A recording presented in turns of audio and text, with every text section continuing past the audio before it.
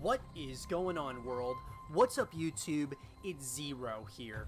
Today I'm bringing us a brand new StarCraft 2 video. This one is between two players on the WCS Pro circuit. Spawning here, the bottom right-hand corner of Cyber Forest Ellie, playing with the red Zerg pieces, with a player that is becoming widely more and more popular every single tournament. His name is Reynor. And his opponent, spawning in the cross position, playing with the blue Protoss pieces. He's not as well known as his opponent, but is definitely got a following in the StarCraft 2 Pro scene. His name is Goblin. So guys and girls, this game in this series was played at the WCS Spring event.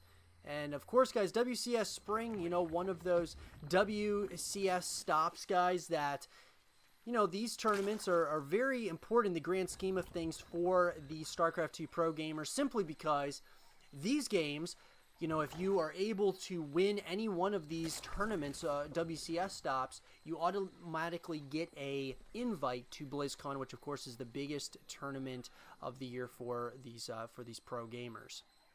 That said, it'll be very interesting, to say the least, to see what ends up happening here, as Reynor is going to go for a very quick proxy hatchery, and I'm wondering if our blue Protoss player Goblin is going to find out about this, and when he's going to find out about it, to say the least, because Reynor is getting very ballsy very early on into this game. I absolutely love it, though. Really trying to throw his opponent with a massive curveball, going for some massive cheese here early on in this game. As Goblin's going for a standard, he's going for that gateway into the cybernetics core, and then of course followed up by a natural nexus. And so Goblin's just kind of doing a basic, very standard build order here. Whereas Reynor is going for some significant amounts of cheese. Now, what's going to be interesting, though, is Goblin going to find out about this at any point here soon? Is he going to send out this Stalker?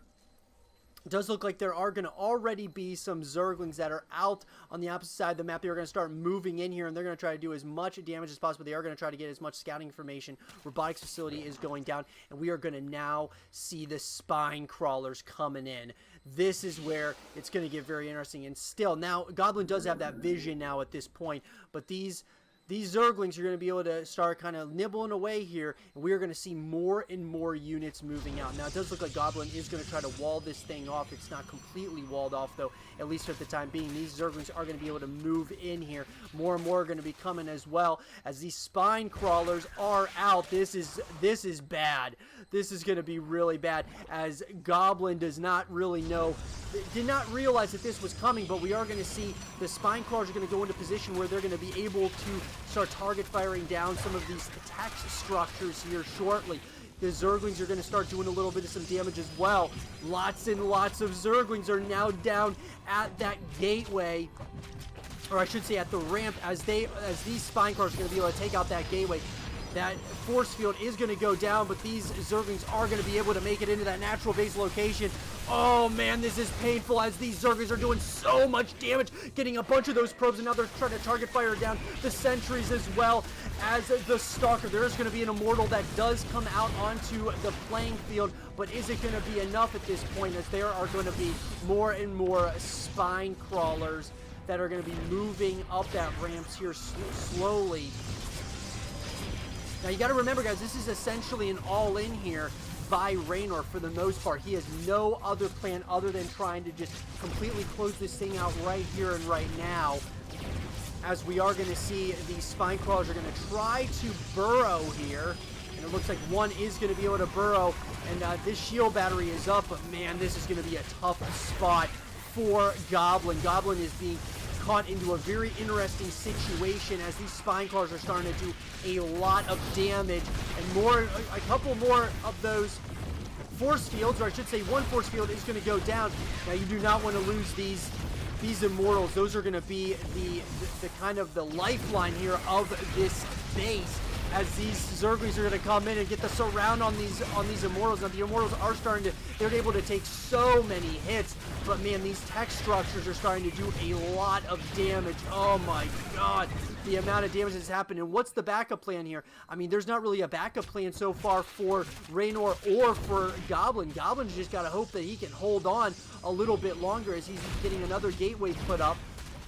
Cybernetics core, one of them at least is going to go down. GG is called, and Reynor takes game number 1 using some cheese in this game number 1 that threw Goblin off guard, and Reynor takes a lead here, and we will be seeing how this plays out as we move into game number 2. I hope you guys did enjoy this game between Reynor and Goblin, and if you guys did, leave a thumbs up, subscribe if you're new, stay positive, and I'll see you guys all in game number 2. Alrighty everyone, well, game number 2 in this best of 5 series finds us on Automaton LE. Spawning here on the right hand side of the map, playing with the blue Protoss pieces. He's currently down, but certainly not out of this series just yet. His name is Goblin. And his opponent spawning on the left hand side of the map, playing with the red Zerg pieces. He's currently up in this series and wants to keep it rolling in his favor. His name is Reynor. So guys and girls, game number 1 in this series was one that really involved a substantial amount of cheese on the end of Reynor, who placed a proxy hatchery that was just out of sight for Goblin. Got some spine crawlers in there once the base did, finish being created, and Reynor just had no backup plan, just went in with a bunch of Zerglings, had those spine crawlers there to do a lot of damage, and was able to overwhelm Goblin, who was completely thrown off by that entire sequence. But question is now is, if you're Goblin, what do you do to kind of recover after that, that loss there? I feel that Goblin is he's definitely, this is a guy who's obviously not as well known as Reynor, but he is still a really good StarCraft 2 pro gamer, to say the least. I mean, obviously, if you're on the WCS pro circuit, you're definitely good at StarCraft 2, and there's no debate about that. So, but when you're going up against someone like Reynor, who's this up-and-coming star in the scene, what are you gonna do?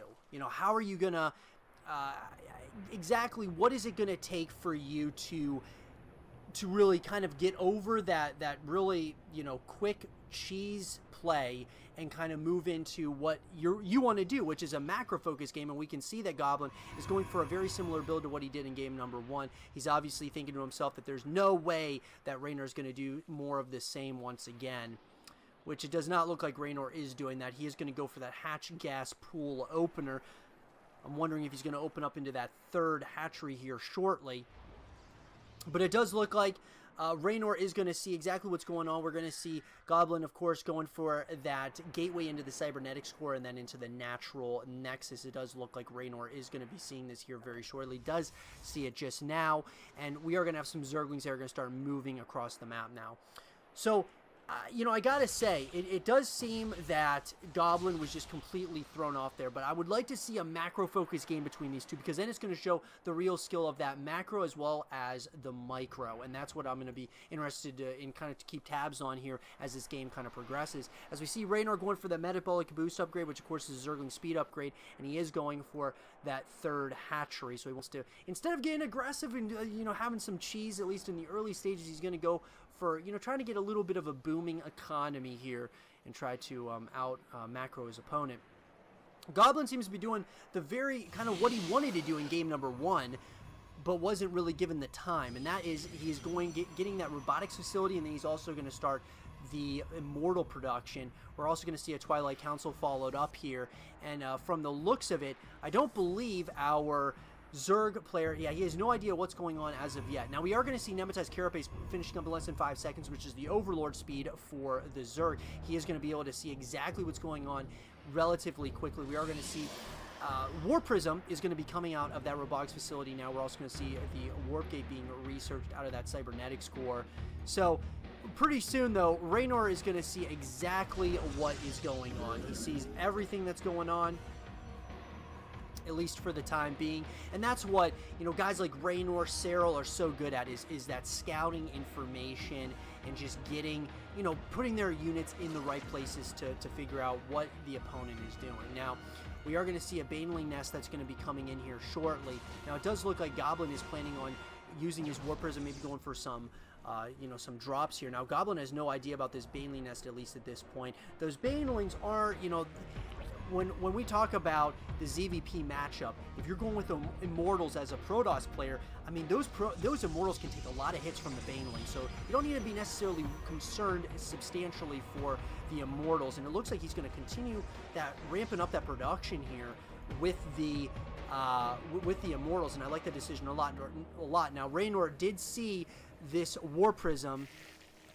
is going to be coming. Now, we are going to see a Spine Crawler that's being constructed. We're also going to see some Banelings coming in. Lots of Queens, 5 of them to be exact, are going to be also ready for this, as that third hatchery is now down, is being saturated at this point as well. Now, here come those Immortals. Now, the Immortals are here, and it looks like Goblin is going to be stopped before he even gets started, as we are going to see those Ling Bane compositions so far here in the early stages of the game. More and more units look like they're going to start moving out here for Goblin. Looks like he's got Adepts as well as a Stalker, Sentry, and Immortal.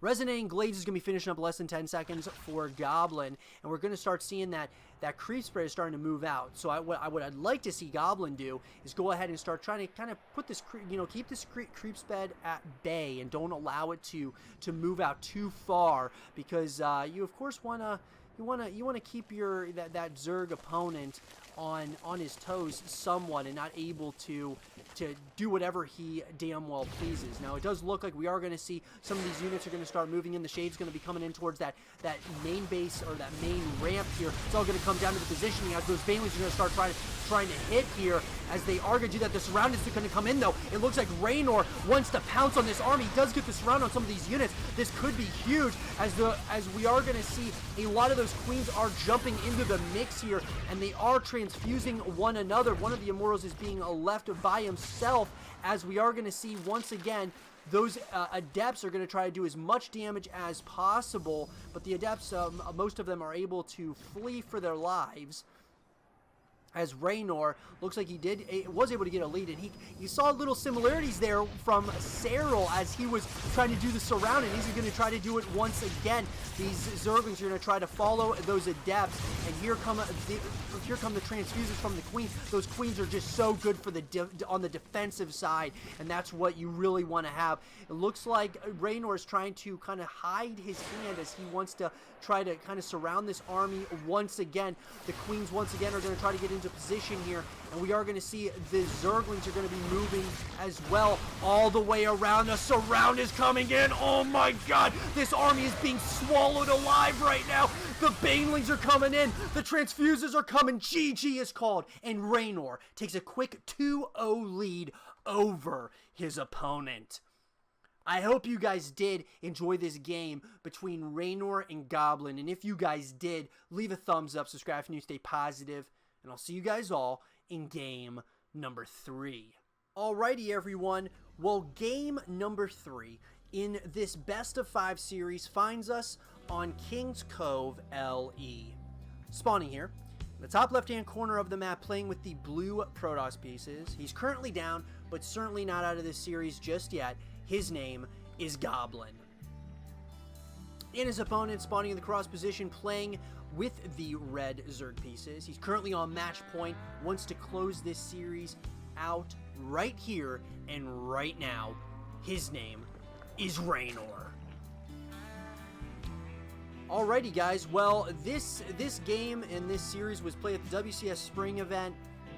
And I gotta say, guys, the games that have come out that I've watched and casted so far from this event have been absolutely awesome. We've had a little bit of everything, of course, you know, the cheeses, the macro games, the, you know, just the timing pushes, the, you know, really everything that really comes into when you think of StarCraft 2 and what makes it so great and what makes it, you know, that the strategy game of our time, and just all the different, you know, strategies that have been just over time that have been kind of just evolving, right? It's been absolutely amazing, to say the least.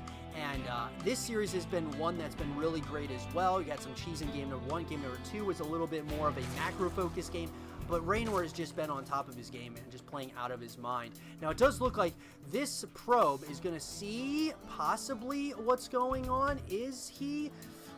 Oh, it does not look like he is. Now, he is going to see that there is a natural hatchery here that is going down, but Goblin did not see that there was a handful of Zerglings that are coming. And this is going to get very interesting extremely quickly, because he is going to go ahead and get that Cybernetics core followed in with that natural Nexus, and oh my god. Not that this could do, if there's proper micro here, Reynor could do a little bit some damage here. It does look like he's going to go after none other than the pylons, and that's exactly what he needs to do. It does look like Goblin is going to have to pull some of those probes off the line, and these Zerglings are going to be able to start going after some of those probes. Lost mining time as well will be something that we'll have to kind of keep an eye on.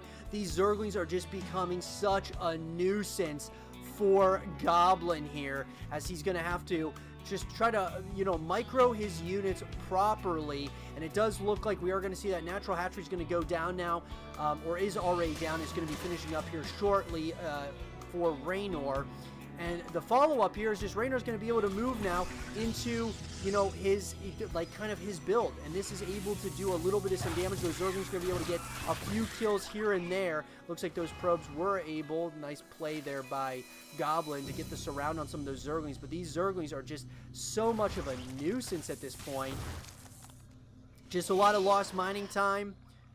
But nonetheless, it all, you know, the dust settles now. We are going to see Reynor. He's going to see kind of exactly what's going on now with that Overlord, and Goblin is going to need to figure out what's going on the opposite side of the map. Now, Reynor can just go back into his build, like I said. He's going to be able to just go right back ahead, drone up, build like a nice economy, and then start, you know, trying to overwhelm his opponent.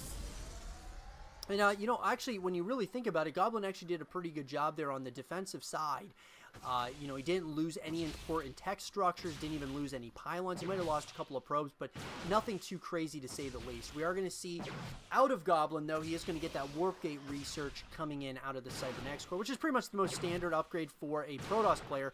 On the opposite side, we are going to see Reynor. He's getting that Metabolic Boost upgrade, which is, of course, the Zergling Speed upgrade, most standard upgrade for a Zerg player. So, man, very interesting.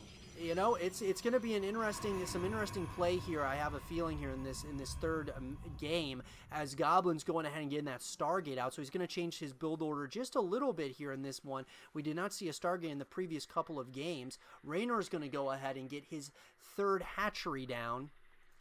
So he definitely is planning on playing a macro-focused game, at least for the time being, unless he goes for some sort of timing push, which is what Reynor is very well known for. And I know a lot of people are comparing Reynor to Serral, as, you know, we could be seeing very similar types of play out of both these players, and I think that's something that could be very true in the future. Reynor, there are definite similarities here, and you know, I love that. I really do. I think it's absolutely awesome that we've got a player that is mirroring Serral somewhat, because it means that lots of these players know the value that Serral has and want to, you know, be able to challenge him at some point or another. And you definitely can see that out of Reynor sometimes. He's definitely challenged Serral. But nonetheless, we are going to now see Nemataz Carapace finishing up, which is the Overlord speed for Reynor.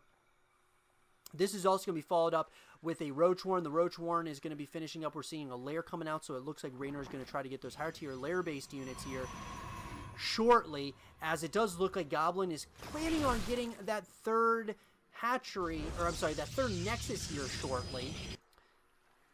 Which, you know, so he's starting to feel kind of confident, but here's the thing. I'm starting to see some units on that production tab. We're starting to see Roaches, we're starting to see Zerglings. And so now the question remains, is Reynor planning a timing push here? It does look like there is a possibility for that as we're approaching that 6-minute mark in this game. It does look like we are going to see some Phoenixes out on the map now, and they are going to start flying around. And this is, I like this decision making a lot. They're going to have that eye in the sky sort of mentality. Now the thing is, though, is that we got more and more Zerglings, a handful of these Zerglings that are planning on, You know, they're moving around, and it does look like they are going to try to do a little bit of some damage to this third nexus over here. We're going to have to keep an eye on both sides because there's things happening all over the map now, as Zerglings as well as these Phoenixes are just kind of roaming around. It looks like these Phoenixes are going to try to snipe another one of those Overlords. Are not going to be successful there. These Zerglings are thinking. They're thinking about it. You can just tell Reynor wants to move in there. Doesn't want to take any kind of unnecessary risk, though, at the same time, as we are going to see all of these Phoenixes once again. They're just trying to find an angle here. They are going to try to pick up a couple of those drones. Not really getting much of an angle, at least as of yet. These Zerglings are still once again going to try to do what they can to kind of nibble away at some of these units. They are going to get this around here, and here we go. We are going to see the Nidus Worm is going to be activated, and it does look like Reynor has got units on the opposite side of the map. So Glauber Constitution is being researched right now, and there's a lot of units here. We are once again going to see a Spore Crawler that's going to come down, and these Roaches are going to have a heyday because there's not a whole heck of a lot here. Now the Queens are going to be coming up. There's going to be some pickups that are going to come in here out of those Phoenixes. The Phoenixes are going to try to get as much value out of these units as possible. Those transfusions are going to be coming in here very shortly, and the Roaches are here as well. The Nidus Worm switch up out of Reynor. What beautiful play here by this up and coming StarCraft 2 Zerg player. Man, he wants to close this thing out right here and right now. He is absolutely attacking on all cylinders. Beautiful play here by Reynor. He's doing so much damage right now. Now, these Phoenixes are doing some damage, though, at the same time. But is it going to be enough? Is there just going to be too much damage that's about to be dealt here? As we are going to start seeing the Ravager cocoons coming out as well. So there's going to be Ravagers as well as Roaches. Oh, man.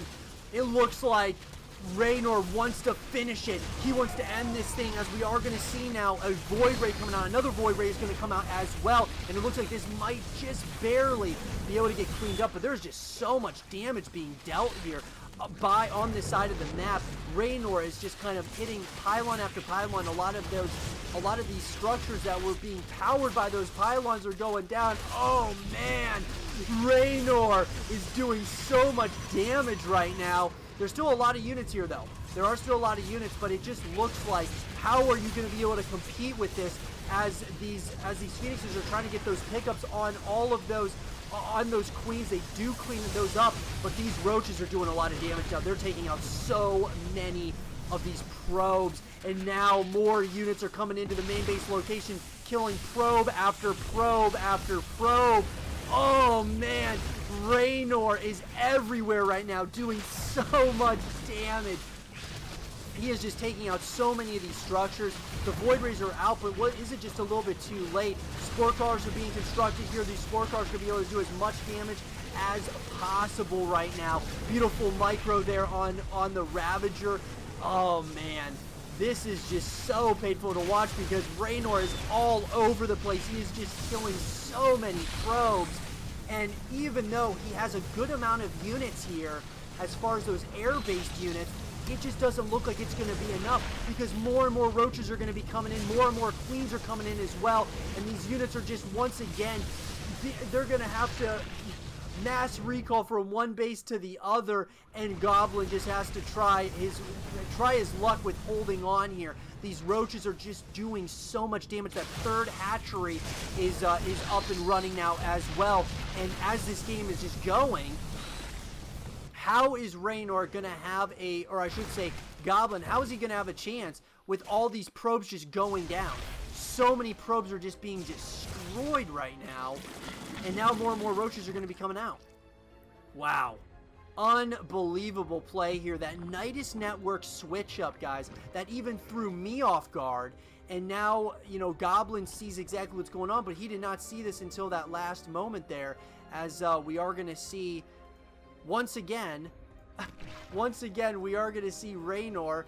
What's going to be interesting, though, is now you've got all of these Phoenixes that are down near this natural hatchery, and they are just kind of waiting right now, right?